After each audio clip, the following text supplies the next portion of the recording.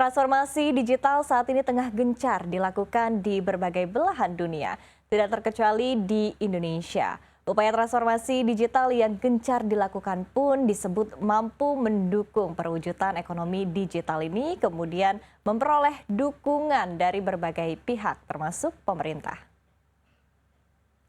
General Manager IBM Asia Pasifik, Paul Burton, menyatakan pandemi telah menjadi titik balik untuk semua organisasi di dunia, termasuk di Indonesia, dan telah mengakselerasi transformasi digital baik di bisnis maupun pemerintahan.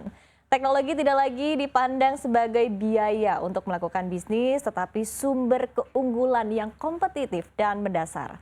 Paul kemudian menyebutkan bahwa Indonesia masih berada di fase awal perjalanan transformasi digital yang dilakukan dalam upaya membangun infrastruktur seperti data center dan teknologi konektivitas terkait data center seperti kabel fiber, koneksi satelit, dan lainnya.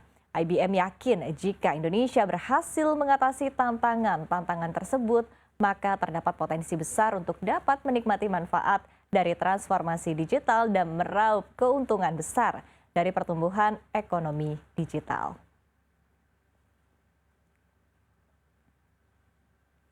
Iya, dan untuk membahas terkait dengan seperti apa perjalanan transformasi digital di Indonesia, khususnya bagi IBM, kita akan langsung membahasnya bersama dengan Country and Technology Leader IBM Indonesia, Chin Chin Go. Selamat pagi menjelang siang, Ibu, apa kabar? Baik, selamat pagi. Terima kasih atas undangannya. Iya, terima kasih sudah bergabung bersama kami dalam CNBC Indonesia. Ibu, kalau kita berbicara terkait dengan transformasi digital, ini adalah sesuatu yang saat ini juga tengah digaung-gaungkan, tengah menjadi perbincangan hangat di dunia, terlebih lagi di era post-pandemi saat ini ya, ketika pandemi kita mengetahui bahwa teknologi ini sangat membantu kehidupan manusia tentunya ya. Anda sendiri melihat ataupun juga dari IBM melihat untuk perkembangan teknologi digital saat ini seperti apa? Jadi memang betul ya yang tadi Ibu katakan bahwa dalam kondisi pandemi seperti sekarang itu menjadi titik balik ya, seperti yang dikatakan oleh Paul Burton, GM Asia Pasifiknya IBM.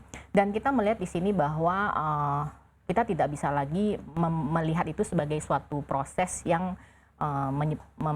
membuat itu menjadi suatu biaya, tapi itu sebagai enabler ataupun sebagai fungsi yang membuat suatu perusahaan bisa lebih bertransformasi. Karena teknologi itu sangat memegang peranan yang penting, di mana mereka harus bersifat agile dan juga mereka harus bisa menggunakan teknologi itu sebagai pusat bantuan bagi seluruh bisnis grup yang mereka layanin itu. Terutama untuk dunia banking ya, terutama misalnya kita melihat di mana masa pandemi sekarang, banyak sekali kita melakukan banking secara mobile.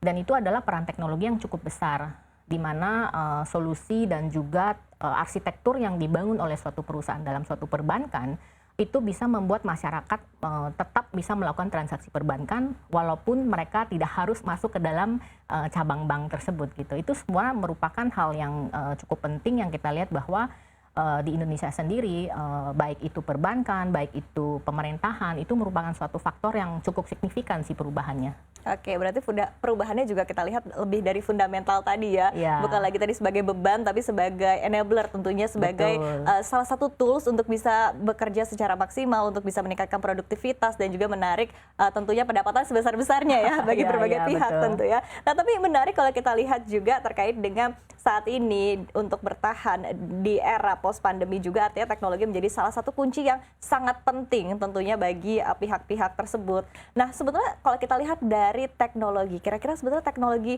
apa yang paling dibutuhkan begitu ya untuk tetap kompetitif dan juga mampu bersaing di pasar saat ini? Saat ini kita melihat trennya ada dua. Jadi yang satu adalah bagaimana suatu organisasi bisa menerapkan konsepnya hybrid cloud dan juga diiringi dengan penggunaan artificial intelligence. Karena tidak bisa dihindarin bahwa banyaknya aplikasi yang terjadi dalam suatu organisasi menyebabkan jumlah datanya juga cukup berkembang. Sehingga penggunaan artificial intelligence ini sangat berperan penting bagaimana mereka bisa mengelola data, kemudian data yang mereka miliki itu bisa membuat keputusan yang lebih cepat gitu.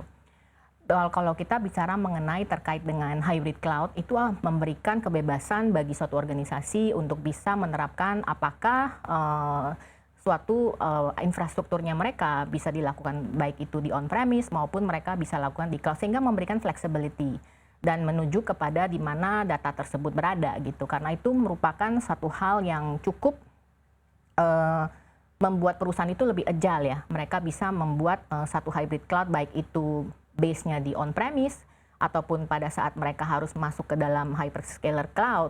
Itu sebenarnya satu keputusan yang sangat berinteraksi juga dengan penggunaan jumlah data yang ada dalam satu perusahaan. Jadi memang hybrid cloud ini merupakan suatu semacam kayak tren ya, di mana pada saat mereka masuk ke dalam digital transformation, dua hal ini yang sebenarnya terjadi teknologi yang cukup penting gitu. Iya. Dan tadi sangat dibutuhkan juga ya, karena sangat memudahkan ya kalau kita lihat tadi teknologinya betul. Juga.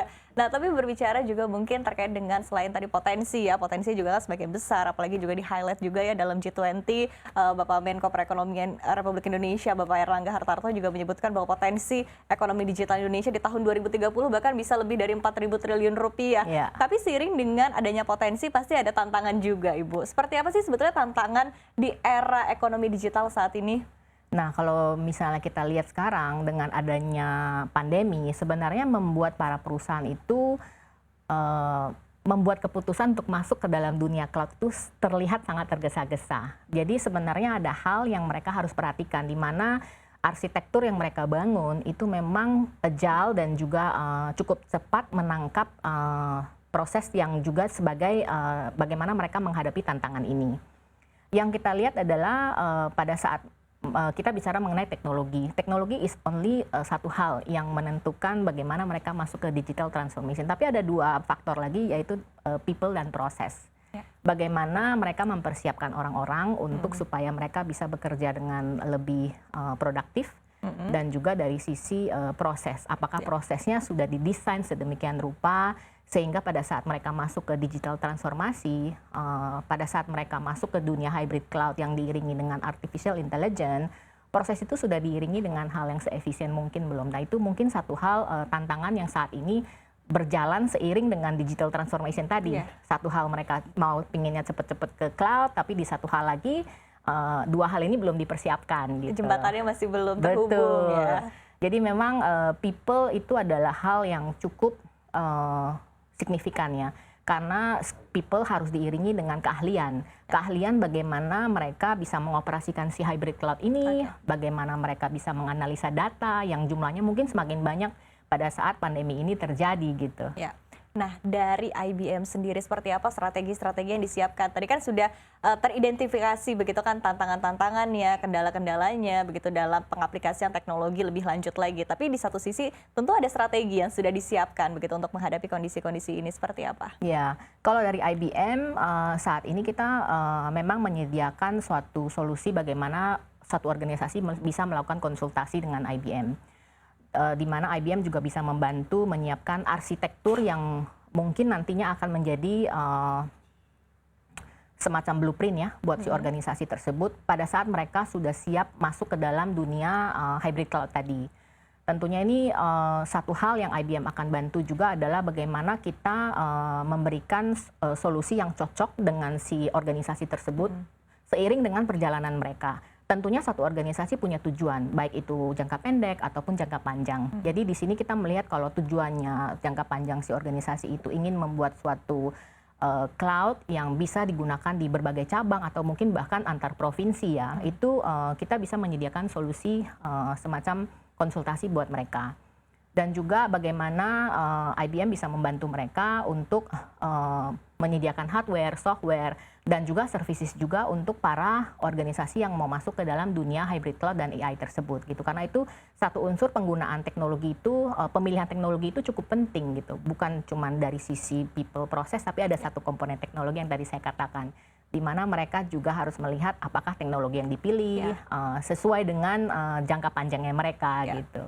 Nah, tapi kalau kita berbicara lebih luasnya lagi begitu kan, apakah sebetulnya ada tantangan-tantangan lain tadi selain tentunya terkait dengan skill, kemampuan people ya juga, kemampuan orang-orangnya juga begitu, terkait dengan mungkin infrastruktur di Indonesia nih ya secara luas, apakah juga menjadi satu tantangan tersendiri begitu untuk pengembangan teknologi digital di Indonesia?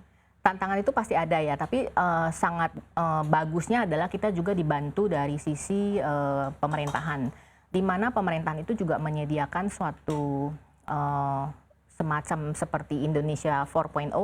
Itu kan sebenarnya arahannya udah jelas bahwa ke depannya salah satu segmen yang akan cukup berkembang itu adalah manufacturing, di mana penggunaan human interface, AI, kemudian analitik dan juga robotik itu merupakan satu unsur yang tidak bisa kita hindarin. Dan di satu sisi IBM juga menyediakan solusi yang cukup banyak yang bisa membantu dari sektor manufacturing. Mungkin pernah dengar kalau misalnya salah satu use case yang kita ada di Indonesia itu adalah bagaimana kita membantu bea cukai dengan menggunakan platformnya TradeLens. Itu membantu sebenarnya Dirjen Bea Cukai itu untuk bisa menghitung bagaimana jumlah kontainer yang masuk, sehingga dengan efisien mereka bisa mengetahui jumlah kontainer yang akan datang itu seberapa banyak gitu. Dan sebenarnya hal-hal tersebut adalah sangat mengefisienkan waktunya si tim Bea Cukai tersebut untuk menghitung secara manual ya, karena memang sudah dibantu dengan teknologi. Dan lebih akurat juga untuk pendataannya ya. Betul. Oke, baik. Ini masih menarik sekali Ibu Cincin, masih banyak yang bisa kita bahas tentunya. Tapi kita akan jeda terlebih dahulu dan jangan kemana-mana, tetaplah bersama kami dalam Profit CNBC Indonesia.